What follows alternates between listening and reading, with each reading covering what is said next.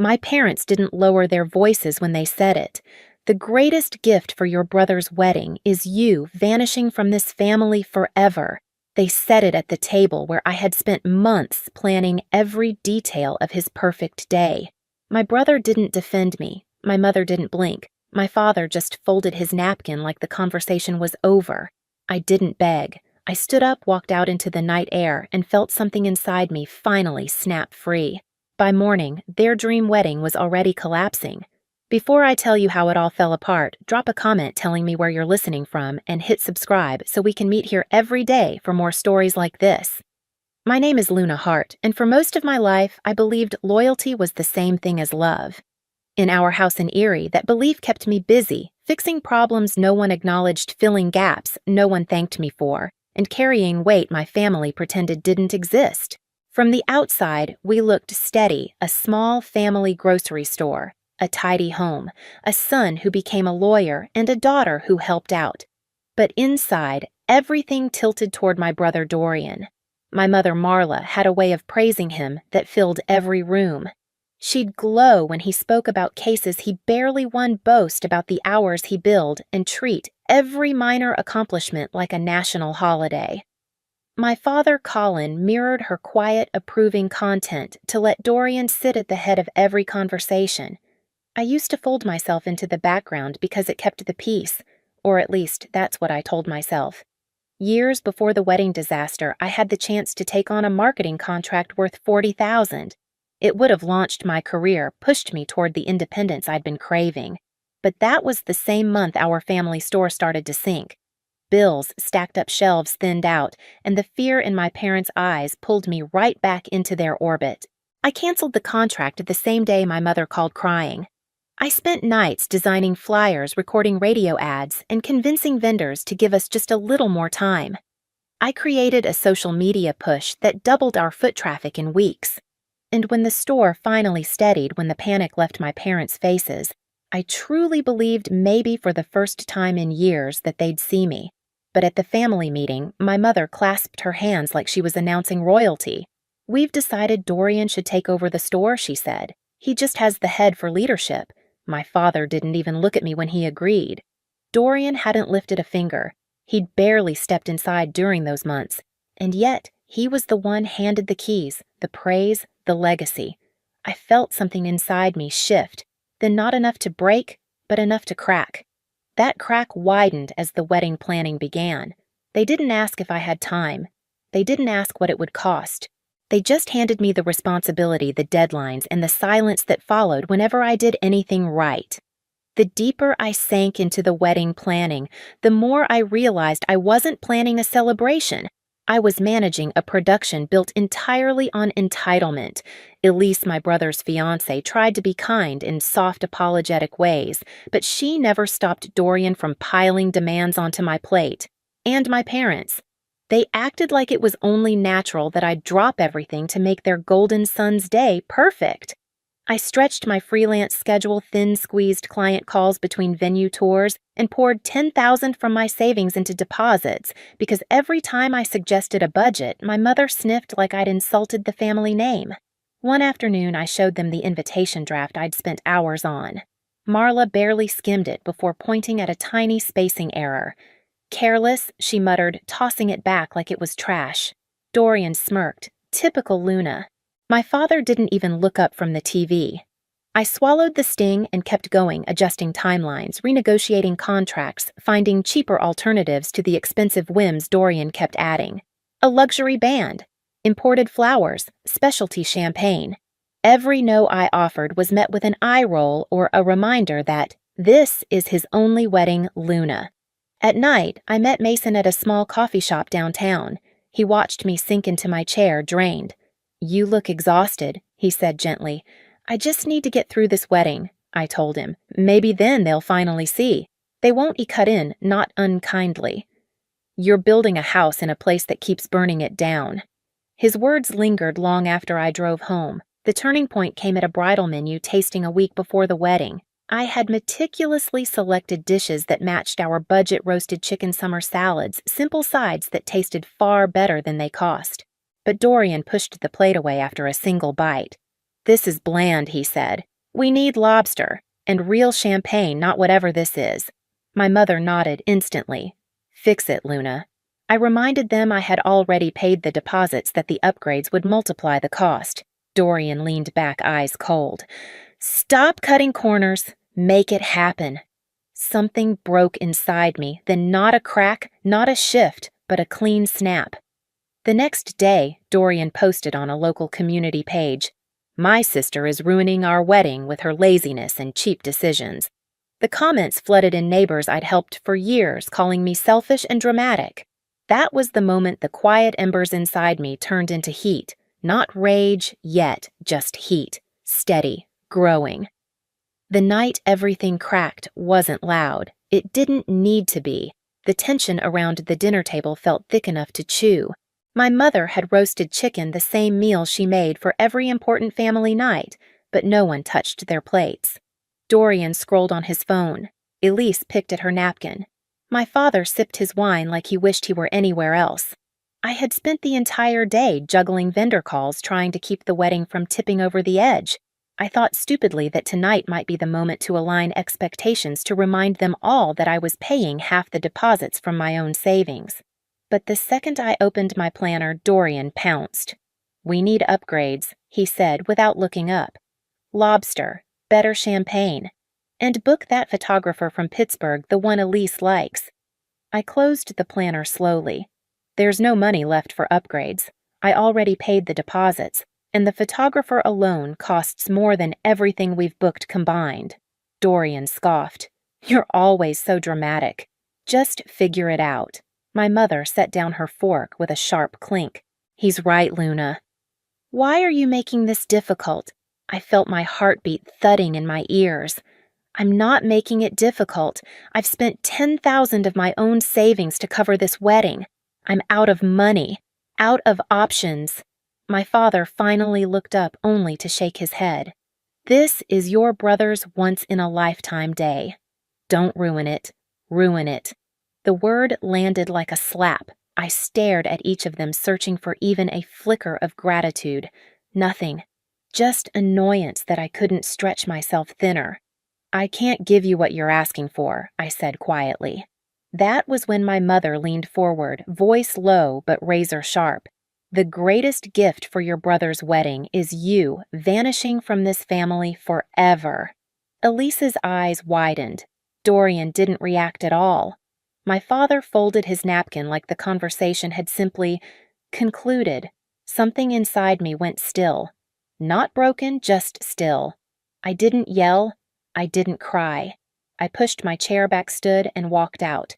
The night air hit my face like a cold, clean truth. I went straight to my room, pulled out a suitcase, and began packing in silence.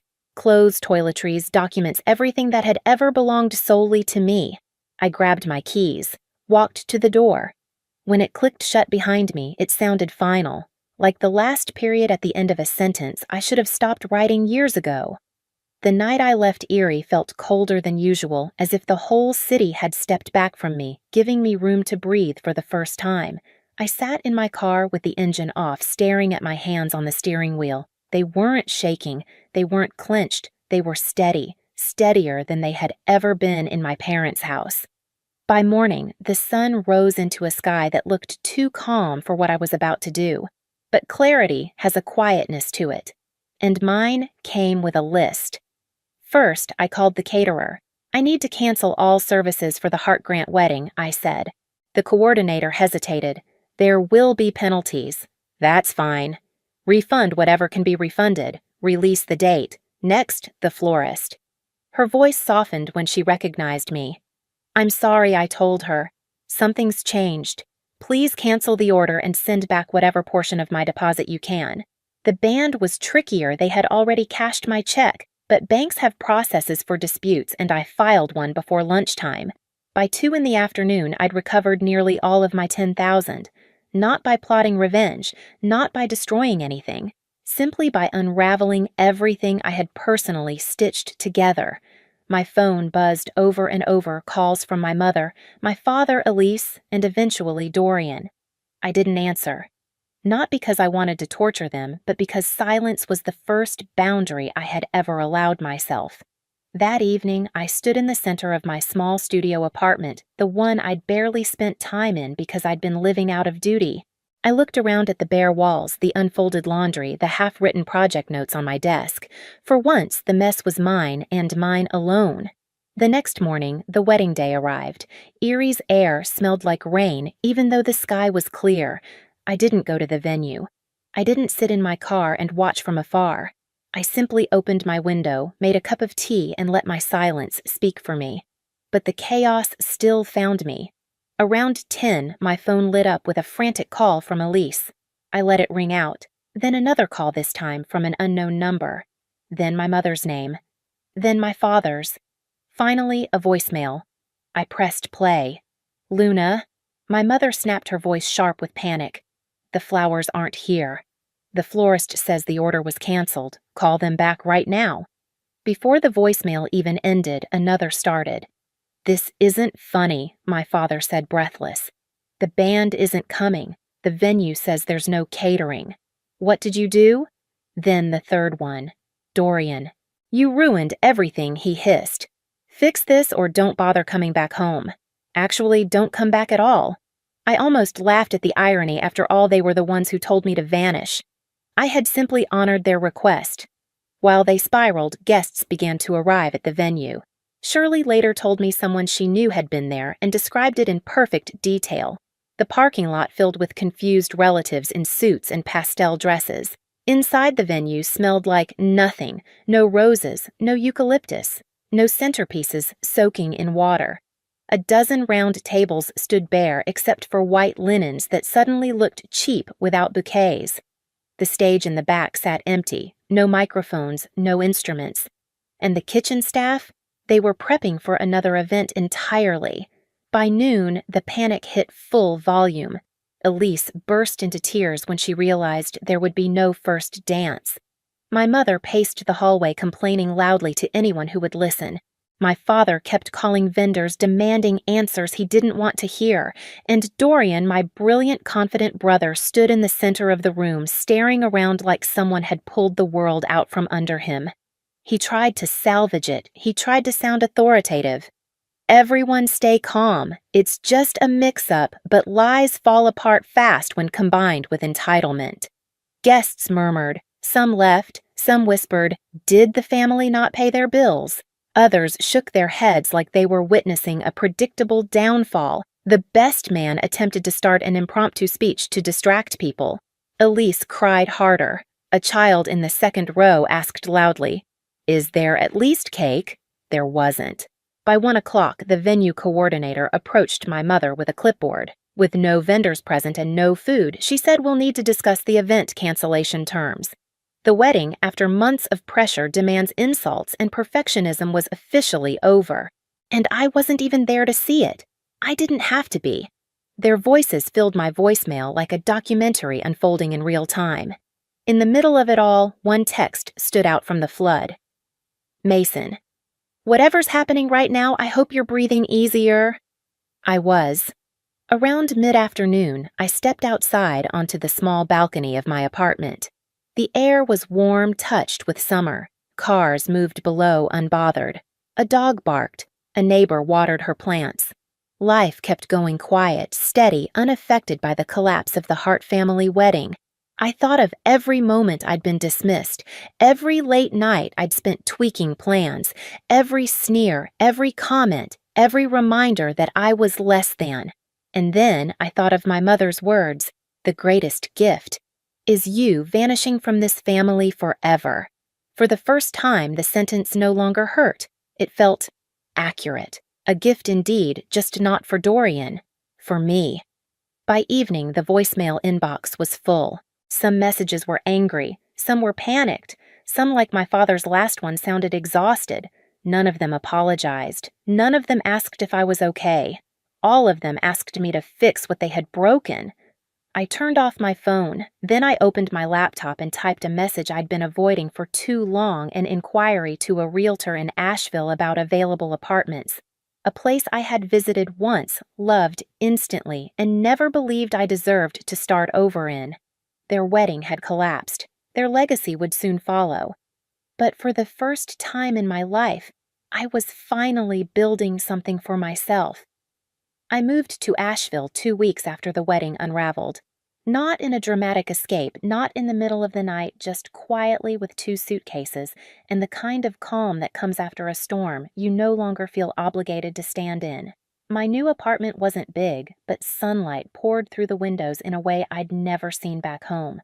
It felt like a place built for breathing again. While I settled into this new rhythm, Erie kept unraveling without me. Mason sent updates in gentle doses, never gloating, just letting me know what was happening now that the person who had held everything together had finally stepped away. Vendors pulled their extended credit. Suppliers tightened their terms. My parents tried stepping in at the store, but the systems I'd built weren't magic. They required care, consistency, and actual effort. Dorian tried to take charge, but management wasn't something he could bluff his way through. Within weeks, the store that had survived every dip and bad season collapsed under the weight of their negligence. My mother and father sold the house soon after. I saw the listing online Cozy lived in property near town. I wondered if buyers could feel the strain inside those walls. As for Dorian, Elise left quietly, her ring returned with a short note. I didn't celebrate it, I didn't need to. Some consequences don't require applause. In Asheville, my life grew in small, steady ways. Shirley welcomed me like she'd been saving a spot just for me. Her bakery became the place where I met local shop owners, picked up new clients, and remembered what it felt like to be valued without conditions. My income stabilized. My days had shape again. I found a hiking trail I loved, a cafe that knew my order, a version of myself I hadn't met before. One morning, a letter arrived. My mother's handwriting. She wrote about health scares, about needing me, about family sticking together. It wasn't an apology, it was a pull. I wrote back short, polite, final. I wished her well, but I didn't go back. Healing isn't the same as returning. Looking back now, I don't feel triumph or bitterness, just relief. Leaving wasn't the punishment they imagined. It was the beginning of a life that finally belonged to me.